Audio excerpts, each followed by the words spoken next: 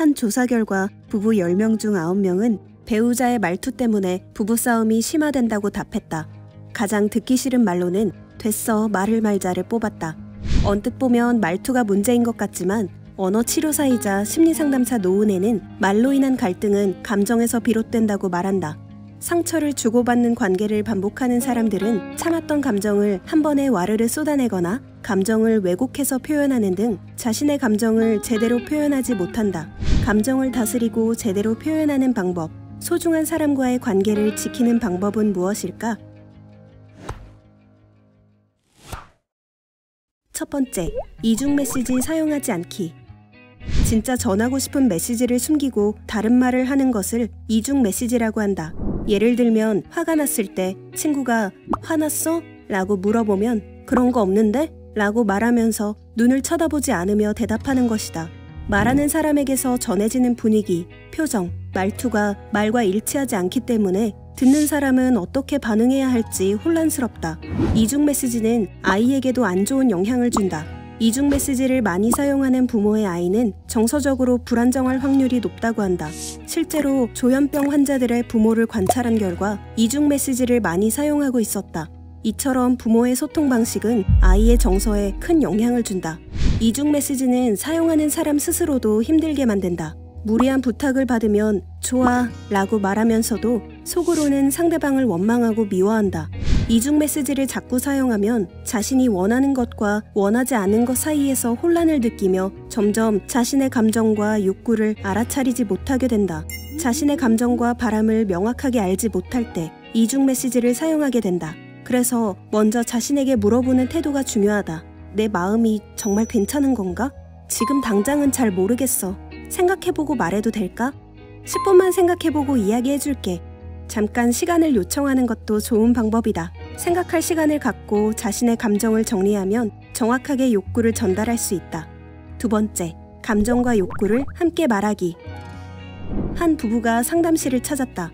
아내는 남편이 자기밖에 모르는 사람이라고 말했고 남편은 아무리 노력해도 아내가 몰라준다고 말했다. 두 사람이 대화하는 모습을 관찰해보니 아내가 왜 남편을 이기적이라고 말하는지, 왜 남편의 노력이 아내에게 가닿지 않는지 알 수 있었다. 나 오늘 힘든 일 있었던 거 뻔히 알면 집안일은 당신이 좀 해야 하는 거 아니야? 아내의 말에는 자신의 욕구를 전하지 않고도 남편이 알아서 챙겨주길 바라는 기대가 있었다. 남편이 무언가를 해줬으면 좋겠다라는 기대는 있지만 그 기대와 욕구를 표현한 적은 없었고 그로 인해 남편은 늘 아내의 욕구를 충족시키지 못하는 사람이었다. 자신이 무엇을 원하는지를 표현하는 것은 중요하지만 그렇다고 해서 감정만 솔직히 말하면 꼭 상대방을 책망하는 것처럼 들릴 수 있다. 이때 좋은 방법이 있다. 감정과 욕구를 함께 말하는 것이다. 감정만 말하기. 네가 늦게 와서 화가 나. 감정과 욕구 함께 말하기. 일찍 만나서 여행 스케줄을 의논하고 싶었는데 시간이 부족할 것 같아서 화가 났어. 이 방법으로 나에게 어떤 욕구가 있었는지, 그 욕구가 좌절되며 어떤 감정이 생겼는지를 제대로 알리며 상대의 마음과 연결될 수 있다. 세 번째, 의도를 짐작하지 않기. 말하기만큼 중요한 것이 듣는 기술이다. 소통을 단절하는 습관 중 하나가 말하는 사람의 의도를 짐작하는 것이다. 나는 우리가 너무 자주 다퉈서 속상해. 어떻게 우리 관계를 이어나갈지 막막해. 나랑 그만하고 싶다는 말이지? 좋아. 지긋지긋하다 나도. 특히 상대의 의도를 왜곡해 듣는 것을 왜곡된 거울 반응이라고 한다. 정말 오랜만에 이런 근사한 곳에서 데이트하네? 이런데 아무렇지 않게 오는 사람도 있는데 미안하다. 내가 못나서. 대화 중 자신의 취약한 부분이 느껴지면 무의식 중에 자신을 보호하려 하기 때문에 상대방의 말을 있는 그대로 듣기 어려워진다. 왜곡된 거울에서 평면 거울로 비추기 위해서는 반영하며 듣기 연습을 해야 한다. 상대의 말을 거울처럼 비춰 들려주는 것이다. 나는 우리가 너무 자주 다퉈서 속상해. 어떻게 우리 관계를 이어나갈지 막막해. 그러니까 네 말은 우리가 너무 자주 다퉈서 우리 관계를 어떻게 이어가야 할지 막막하다는 거구나. 상대방이 말한 내용을 한 번 더 얘기함으로써 상대의 말을 마음대로 해석하는 것을 막을 수 있고 그러면 상대방 역시 진솔한 이야기를 할 수 있다. 감정을 이해하면 관계가 훨씬 편안해진다. 모든 관계는 감정이다. 소통을 위한 감정 조절부터 표현 연습까지 관계는 감정이다. 나희와 규진은 저녁으로 스테이크를 먹기로 했다. 나희는 장을 보러 가고 규진은 요리를 준비하기로 약속했다. 나희가 무거운 장바구니를 들고 돌아왔을 때 규진은 침대에 누워 있었다. 요리를 할 준비는 전혀 되어 있지 않았다. 왜 아무 준비도 안 했어? 나희는 거칠게 손가락질하며 묻는다. 내가 마트까지 가서 장 보는 동안 당신은 잠이나 자고 있었던 거야? 규진은 며칠째 이어진 야근으로 피로가 쌓여 깜빡 잠이 들었다. 설명하려 해도 나희는 들으려 하지 않는다. 나희는 남편이 답답하고 화가 난다. 규진은 아내가 신경질적이라고 비난한다. 두 사람은 주말 내내 이렇게 불편하게 보냈다. 둘의 갈등은 일어날 수밖에 없었던 걸까?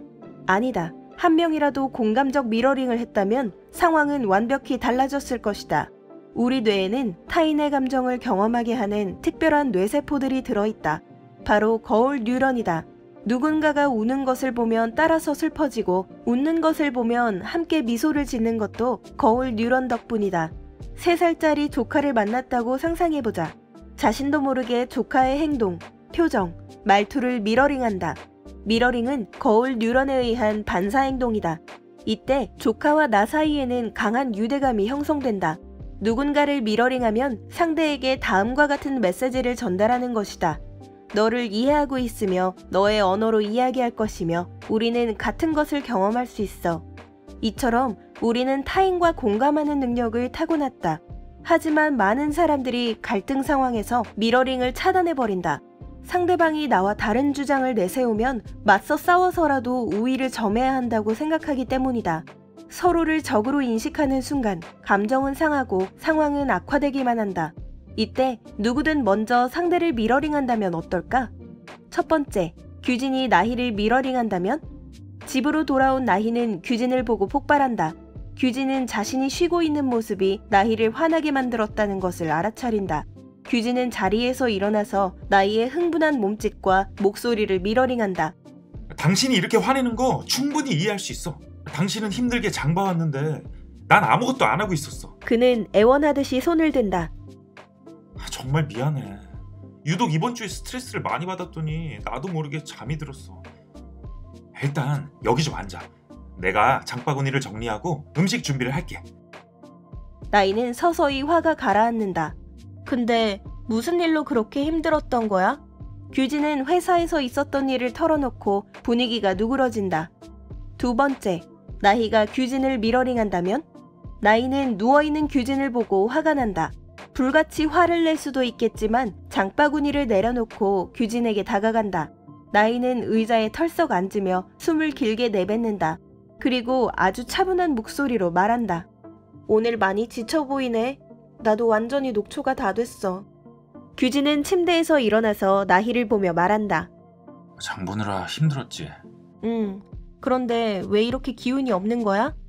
규진은 한숨을 내쉰다. 이번 주에 회사에서 정말 힘들었거든. 요리 준비를 아직 못해서 미안해. 금방 준비할게. 아니야. 우리 같이 잠깐 좀 누워있자. 누가 잘못했는지 누가 옳은지는 상관없다. 한 사람이 다른 사람에게 맞춰가는 순간 유대감이 생기며 싸움이 일어나지 않는다. 공감적 미러링은 직장 생활에서도 유용하다. 한 남자가 항공사 창구 앞에 서서 팔을 마구 휘저으며 소리를 지른다. 내 항공편이 취소됐어요. 이게 말이 돼요? 중요한 회의에 못 가게 생겼다고요. 이때 직원이 자리에서 벌떡 일어난다. 고객님께 그런 일이 일어나면 안 되죠. 다른 항공사로 예약을 변경할 수 있는지 알아볼게요.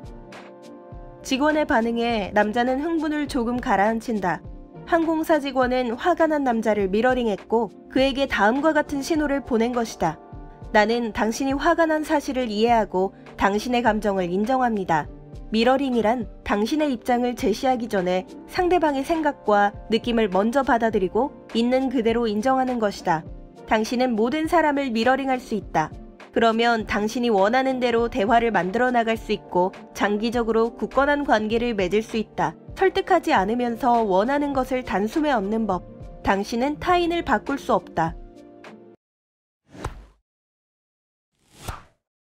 집에 있을 때 마음이 불편한 사람이 있다. 어떤 사람들은 일부러 집에 늦게 들어가기도 한다. 가족이 불편하기 때문이다. 가족 때문에 병원을 찾는 사람들은 이렇게 말한다. 아내가 한 말을 잊을 수 없어요. 우리 엄마는 저에게 왜 그렇게 모질게 했을까요?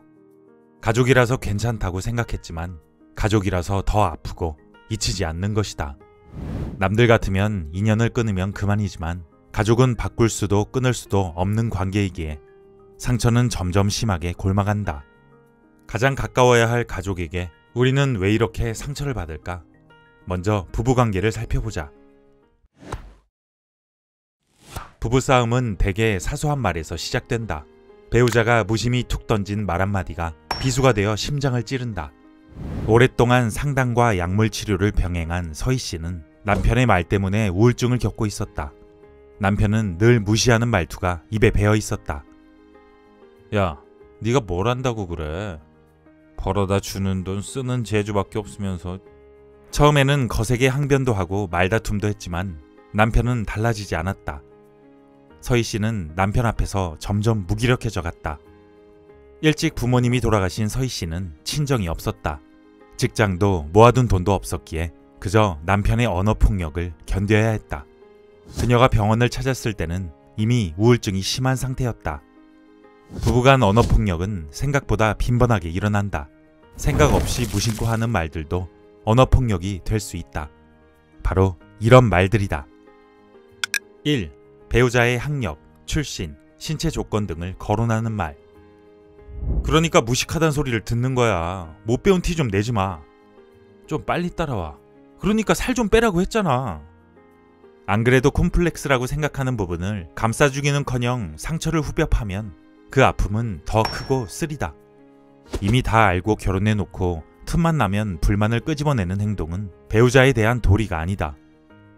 2. 과거를 들추는 말.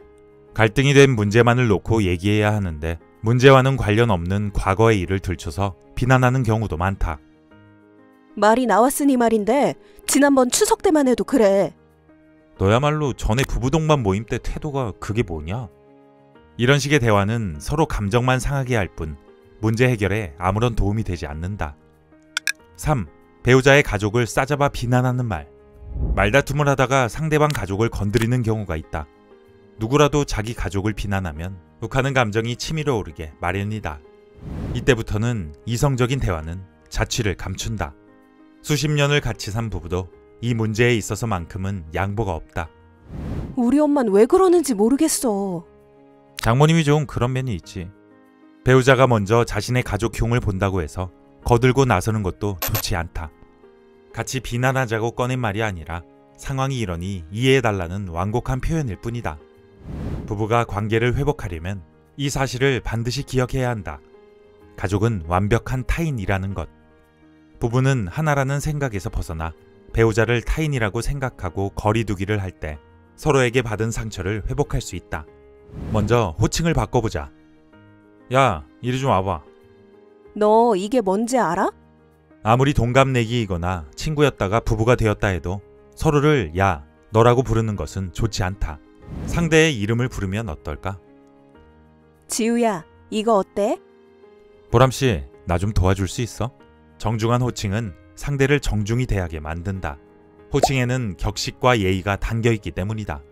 아이가 있는 경우에도 누구 아빠, 누구 엄마가 아닌 이름을 부르면 상대방을 하나의 인격체로 바라보는 느낌이 든다. 존댓말을 쓰는 것도 좋은 방법이다. 존댓말을 쓰면 배우자를 더 인격적으로 대할 수 있고 말 때문에 감정이 상할 일이 줄어들게 된다. 처음에는 어색할 수 있지만 자꾸 쓰다 보면 부부간의 대화에서 격식이 왜 중요한지 알 수 있다. 존댓말을 쓰다가 핏대를 올리며 싸우기는 쉽지 않다. 결국 너무 사랑해서 결혼까지 한 부부가 서로 상처를 주는 이유는 상대방이 내 사람이라는 생각 때문이다. 부모 자식 간 갈등도 마찬가지다. 내 부모, 내 자식이라는 생각 때문에 갈등이 생긴다. 부모니까 무슨 말을 해도 받아주겠지. 자식이니까 이해하겠지. 내가 어떻게 키웠는데. 자녀가 성장하면서 자연스럽게 독립하고 부모 역시 자녀에게서 독립하기 위해 부모와 자녀 사이에도 적절한 거리가 필요하다. 가족을 혈연이라는 관계 속에서만 바라보지 않고 타인 대하듯 적당한 격식과 예의를 갖출 때 가족의 진정한 화합과 행복이 생긴다. 얽매이고 상처받은 가족을 치유하는 마음 기술. 가족이라는 착각. 제이 씨는 남편에게 아이를 맡기고 정말 오랜만에 주말에 친구들을 만났습니다. 30분이 지나자 남편에게 메시지가 오기 시작합니다. 계속 남편의 연락을 받느라 오랜만에 외출을 망친 제이 씨는 모든 게 남편 탓인 것 같아 기분이 나빠졌습니다. 처음부터 제이 씨의 남편이 집안일에 무관심했던 건 아니었습니다. 신혼 때는 공평하게 집안일을 나눠서 했습니다. 하지만 아이가 생기자 모든 것이 달라졌습니다. 남편이 출근을 하고 나면 제이 씨는 설거지, 빨래, 식사 준비 등으로 하루를 보냈습니다. 집에 있는 시간이 많다는 이유로 집안일을 도맡았습니다. 복직을 해서도 마찬가지였습니다. 사소한 집안일은 물론 아이의 스케줄을 정하는 것도 아이와 관련된 전화를 받는 것도 모두 제이 씨의 몫이었습니다. 여성들은 육아와 가사노동의 대부분을 떠안고 있습니다. 심지어 부부가 모두 정규직으로 일하고 아내가 남편보다 더 많이 버는 가정에서도 마찬가지입니다. 집안일을 공평하게 분담했던 남성들도 아이가 태어난 이후로는 일주일에 5시간 이내로 기여도가 줄었습니다. 부부싸움의 핵심인 집안일과 육아를 누군가의 일방적인 희생 없이 싸우지 않고 공정하게 나눌 수는 없을까요? 뉴욕의 변호사 이브 로드스키는 집안일 때문에 삶이 망가지는 경험을 하면서 가사노동 분담의 해결책을 찾아 나섰습니다. 그녀는 500쌍의 커플을 대상으로 실험해 완벽한 시스템을 만드는 데 성공했습니다. 지금부터 그녀가 개발한 페어플레이 게임을 시작해보겠습니다. 첫째, 100장의 카드 만들기. 맨 처음 할 일은 눈에 보이지 않는 집안일을 눈으로 보고 셀 수 있게 100장의 카드로 만드는 것입니다. 예를 들면 다음과 같습니다. 카드 100장 중에서 자신이 할 수 있는 일을 선택합니다. 이때 카드는 적을수록 좋습니다. 그래야 각자 할 일을 관리하기가 더 쉽기 때문입니다. 여기서 한 가지 주의할 점이 있습니다. 카드 하단에 컵 그림 또는 스마일 그림이 표시된 카드는 따로 분류해서 나눠 가져야 합니다. 컵 그림이 표시된 카드는 총 30장으로 좋든 싫든 누군가는 반드시 매일 해야 하는 일들입니다. 따라서 그 일에 대한 부담은 두 사람이 나눠서 지는 게 좋습니다. 스마일 그림이 표시된 카드에는 자기관리, 우정, 유니콘 스페이스가 있습니다. 이 카드들은 개인과 부부의 행복에 가장 중요한 카드로 각자 이 3장의 카드를 들고 있어야 행복한 가정이 됩니다. 둘째, 각 카드의 임무를 완벽하게 책임져라. 퇴근하면서 마트에서 양파 좀 사다 줘. 세탁기 다 돌아가면 건조기 좀 돌려줘. 보통 아내들은 남편에게 집안일을 부탁하거나 시킵니다. 하지만 남편이 시키는 일만 하게 되면 오히려 아내의 일이 더 늘어납니다. 공정한 게임에서 임무를 완벽하게 책임진다는 것은 특정 카드를 가진 사람이 혼자 알아서 인지하고 계획하고 실행하는 것을 말합니다. 예를 들어 장보기 카드를 가진 사람은 부족한 재료는 없는지 확인하고 식료품 목록을 만들고 장을 봐야 합니다. 빨래 카드를 가진 사람은 빨랫감을 확인하고 빨래 돌릴 요일이나 시간을 정하고 빨래를 개서 서랍에 넣는 것까지 책임져야 합니다. 두 사람이 각자 자기 할 일을 완전히 소유하면 집안일의 효율성이 극대화될 뿐만 아니라 잔소리가 급격히 줄어들고 정신적인 부담이 줄어듭니다. 셋째, 최소 관리 기준을 정하라. 만약 남편이 쓰레기 카드를 가지고 있다고 해보죠. 쓰레기는 매일 비워야 할까요?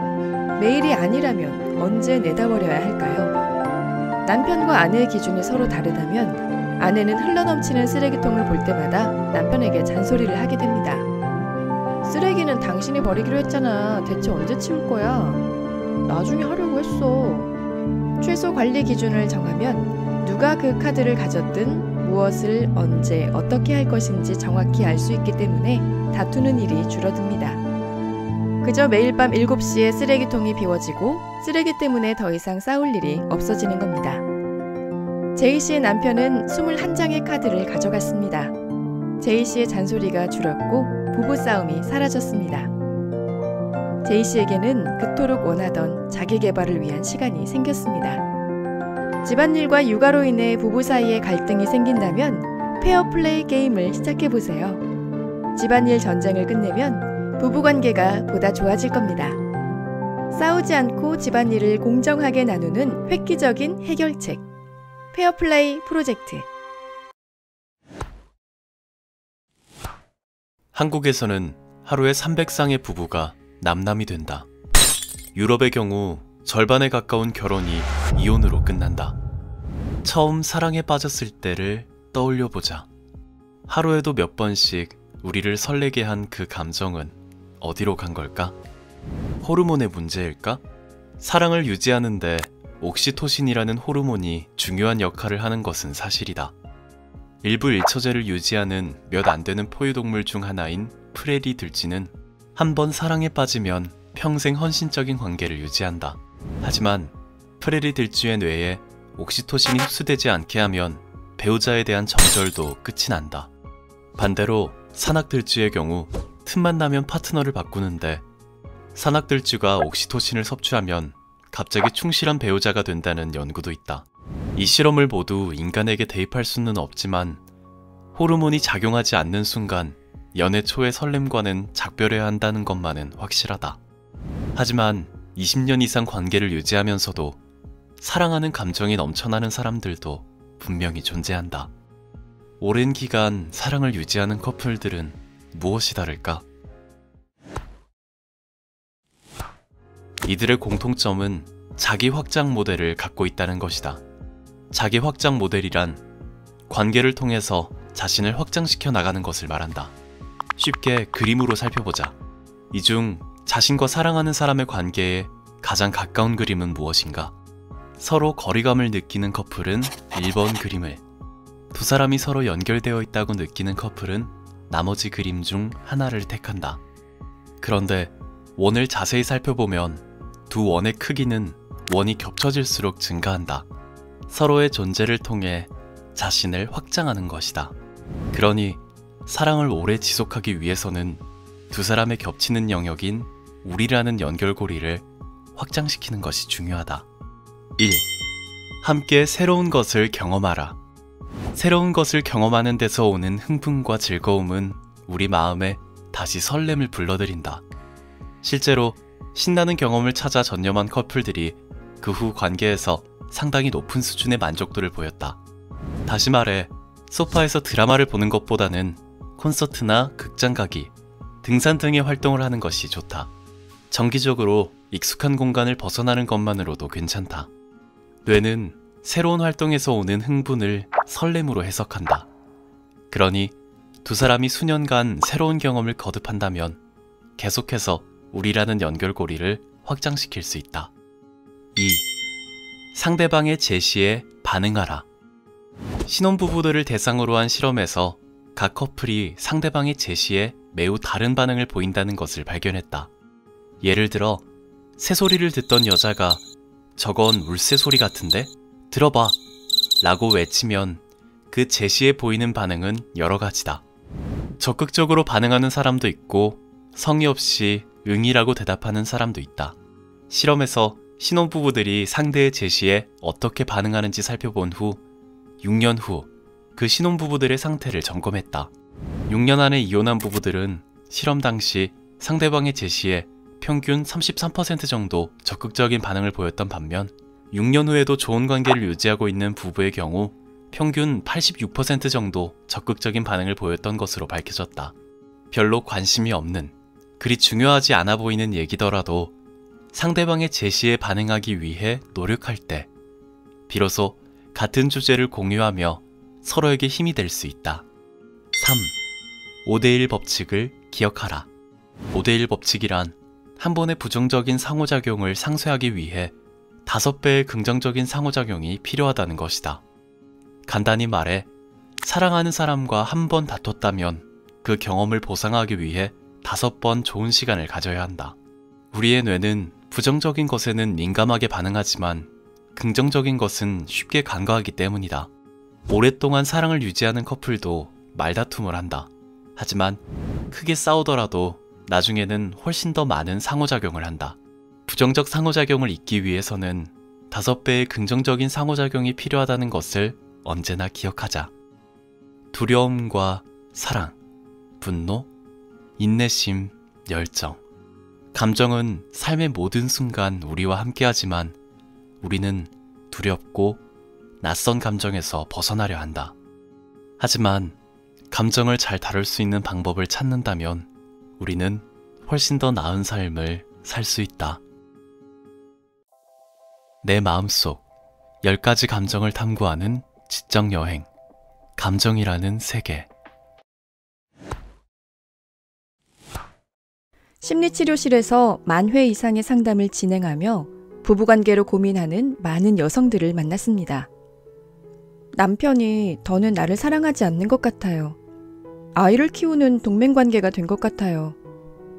여성들의 사연은 각기 다르지만 깊이 들여다보면 원인은 비슷했습니다. 먼저 현미 씨의 사연부터 살펴보죠. 현미 씨는 출산 후 남편과 관계가 급격히 멀어져 아이가 초등학생이 됐을 때는 거의 남처럼 지내게 됐다고 합니다. 어느 날 아이가 문득 던진 질문에 현미 씨는 말문이 턱 막혔습니다. 엄마는 왜 아빠랑 같이 살아? 그리고 상담실을 찾아오게 됐다고 합니다. 현미 씨는 연애 때를 떠올리며 이렇게 말합니다. 남편은 자상하고 이해심이 많은 사람이라 결혼까지 결심했어요. 근데 왜 이런 관계가 된 걸까요? 상희 씨도 마찬가지입니다. 처음 만났을 때 남편은 과묵하고 어른스러웠습니다. 이런 남자라면 기대고 살아가도 되겠다고 생각했죠. 결혼 후 남편은 크게 화를 내거나 상희 씨에게 무리한 요구를 하는 일도 없었습니다. 문제는 친밀감도 느껴지지 않았다는 겁니다. 조금이라도 정서적인 이야기를 하려고 하면 불편한 기색을 드러내는 남편에게 서운함이 점점 쌓이며 갈등이 커졌습니다. 연애 때랑 달라졌어요. 결혼하더니 완전 다른 사람이 된 것 같아요. 남편이 결혼하고 나서 바뀌었다고 말하는 아내들이 많습니다. 이때 한번 생각해 봐야 합니다. 결혼 전 남편의 장점이 정말로 내가 결혼을 결심한 결정적인 요소였을까요? 그것은 어쩌면 무의식적인 선택이었을 수도 있습니다. 나와 같은 결핍의 요소를 상대방에게 발견하여 자신도 모르게 끌렸을 수도 있고 상대가 나의 결핍을 채워줄 것이라는 환상을 가졌을 수도 있습니다. 하지만 자신의 환상을 상대에게 투사하고 그 투사한 대상과 사랑에 빠지면 나와 그는 없고 환상만 남게 됩니다. 시간이 흐르고 환상이 사라지며 상대의 모습이 조금씩 입체적으로 드러나기 시작하면 배신감에 몸부림치기도 하죠. 그러나 배신은 그가 아닌 자신에게 당한 것입니다. 그는 원래 그였으니까요. 문제는 남편에 대한 애정 욕구가 충족되지 않을 때 그 욕구가 아이에게 전이된다는 것입니다. 남편으로부터 채워지지 않는 것을 아이에게 요구하는 것이지요. 자신의 희생과 헌신을 담보로 말입니다. 보통 부부관계가 좋지 않을 때 여성은 아이들 뒤로 숨고 남성은 가장의 책임이나 일 뒤로 숨으며 갈등을 피합니다.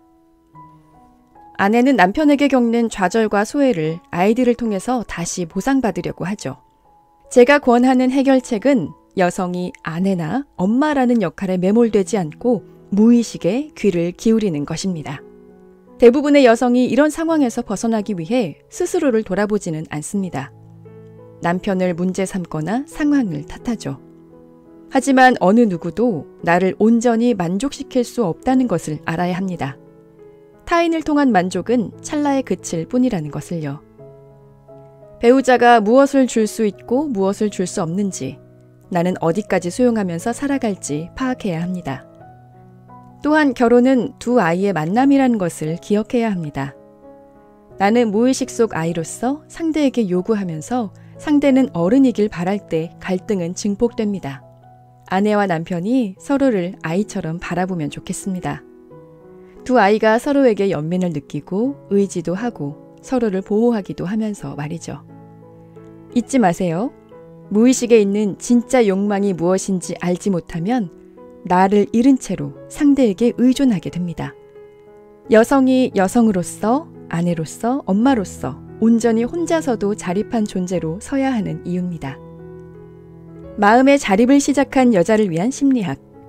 남편을 버려야 내가 산다.